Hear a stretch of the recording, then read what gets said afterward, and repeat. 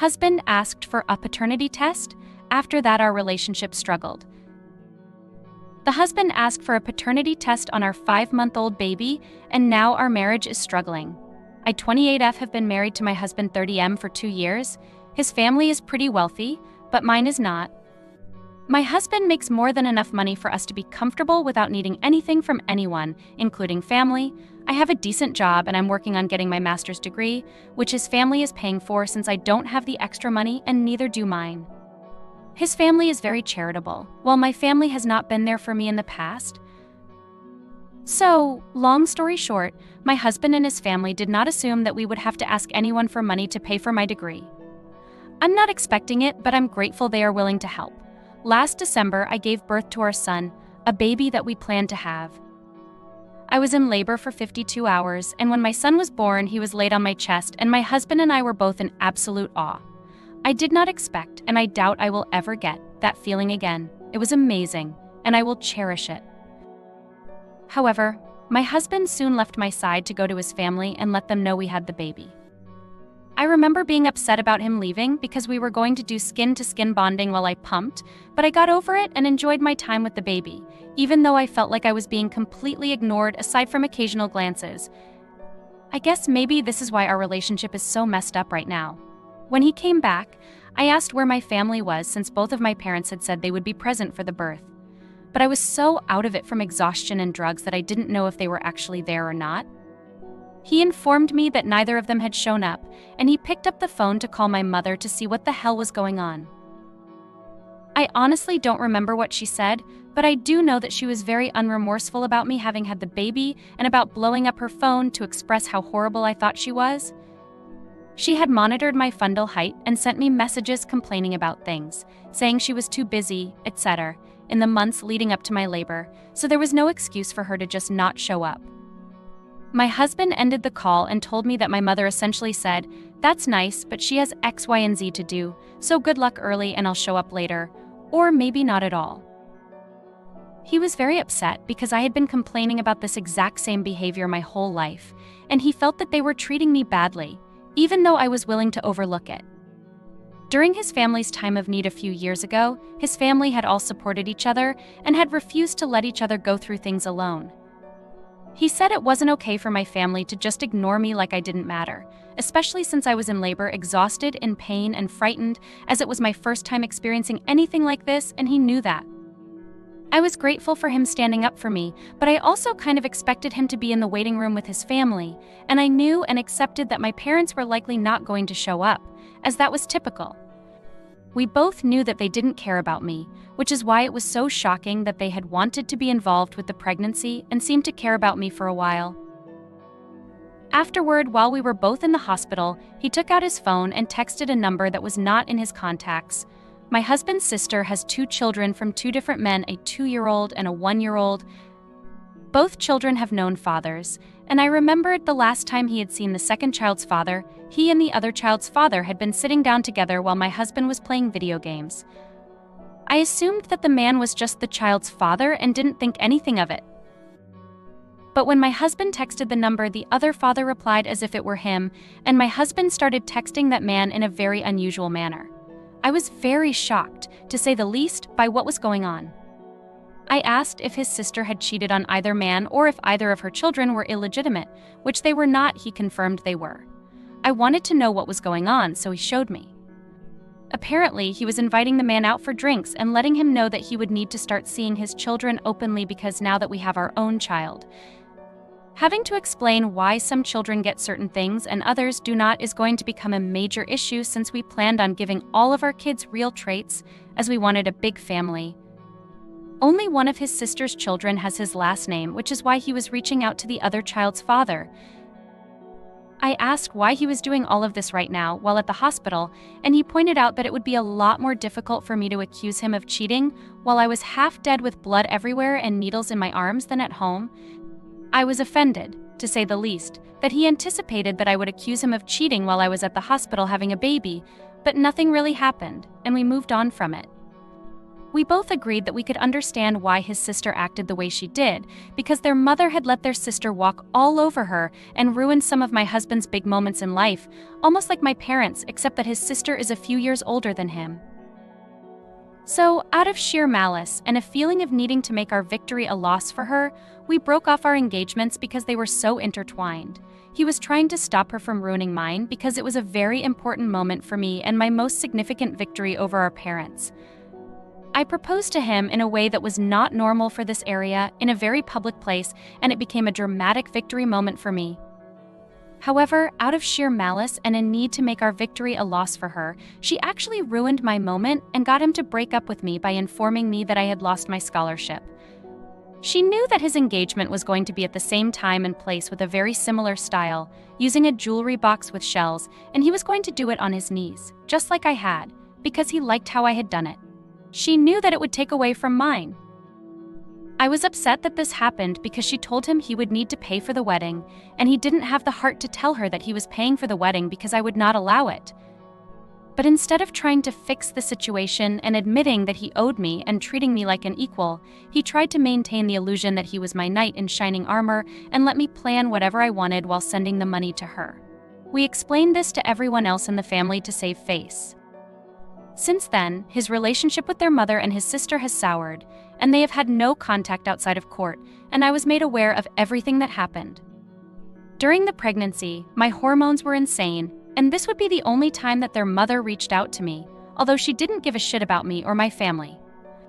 Yet, for some reason, she constantly asked about my parents and reported back to me with details of what my family was saying and what they were refusing to do.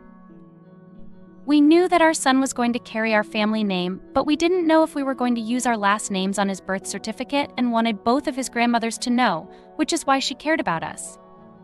I'm part Chinese and Catholic, and my mom had a daughter out of wedlock with a Chinese man. Our son looks very Chinese, and our family, which usually doesn't care about us, suddenly decided they wanted to be a part of this, which is both normal and frustrating.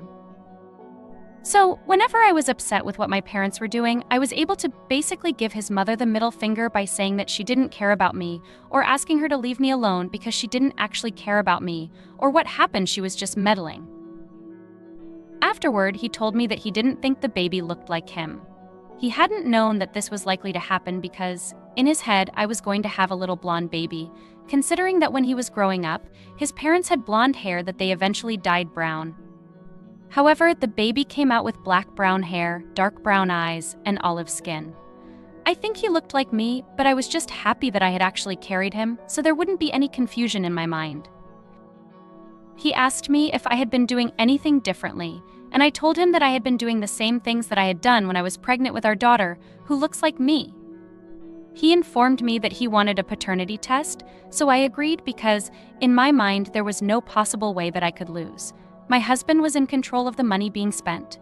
He reserved it with his family and paid cash, so he didn't have any sort of payment that could be tracked back to him. If that man told my husband something, he would tell his mother not to tell me because she didn't care about me. The other father had been told that he was the other father and was left in the dark, even though my husband had informed him about our marriage and our other child so he could be in the loop. After the test, we had a minor issue with the first woman and her child because she wouldn't let our husband pick the child up for a photo, and he didn't like that. But we got a photo with the two children openly, so people knew who they were. Now it has been traditional for my husband's brother to always be present because he has a fiancée who has a brother but no other sisters. My husband's second brother and his fiancée step up and let our kids have a snowball fight with their cousins at the holiday and Easter gatherings we have every month. They help out a ton and provide for our kids because they're really sweet and nice people. My husband and his family have known for a long time that the fact that my parents weren't around the way their parents would be needed, since my first pregnancy was more difficult than my second but not to the level of difficulty they assumed. My parents had known for a while that my due date was December 6th and had known for at least a year that my second pregnancy was not going to happen before December, which is when their new child was expected to be. My parents expected me to drop everything for them. They had a girl, and yes, a woman brought them in, but it was an outsider for a baptism, since it's unheard of for a father to be a godparent. I was very offended, and my husband went and became my daughter's godfather to stand up for me, despite the fact that Of course. Please provide the text you'd like me to correct, and I'll be happy to assist you. I'm not Catholic, but he genuinely wanted to be her godfather. I ended up missing the event just a few days before I went into labor. Otherwise, it would have been even more annoying that my parents had these people who had beef with me, yet ignored me during my labor. They clearly cared only about the girl because right after she was born, they shoved her into my arms like I was their maid, and they were in a hurry, forcing me to take care of her despite the IVs in my arms and the soreness I felt from just giving birth, which they brushed off as mere pain from a night of drinking. They started calling up my whole family to come and meet their new child, which my husband found very weird. Family had actually traveled from Uruguay to see their new granddaughter. Now that we have a son, and because he looks the way he does, has a penis, and my parents, especially my grandparents, are misogynistic and shallow, they want my son to have a grand gathering to be introduced to the world as a man or something. They want to go out to some fancy restaurant. My sister is going to force me to pay for an outfit, just like her daughter's, even though my other sister and I only had outfits that she had sewn, which my daughter lost because babies are little high-breaking tornadoes, sadly.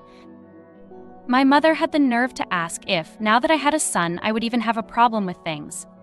A few months ago, I told my family that I had a boy, and they all showed up at the hospital but rushed straight to the baby's nursery, where they literally dumped my baby in a basket.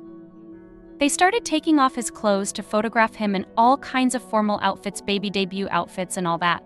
Somebody's godmother came and verbally assailed me while taking pictures of her baby in my hospital room. When we came to a series of financial obligations and they didn't get what they wanted, they gave me dirty looks.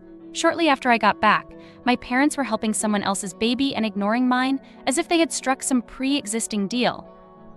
I have no problem with other babies, I just find it extraordinarily hypocritical of them to treat other people's kids this way when they had treated mine like an afterthought.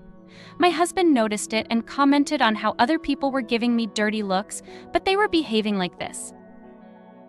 He has my back, but my parents don't really do this kind of stuff with my daughter.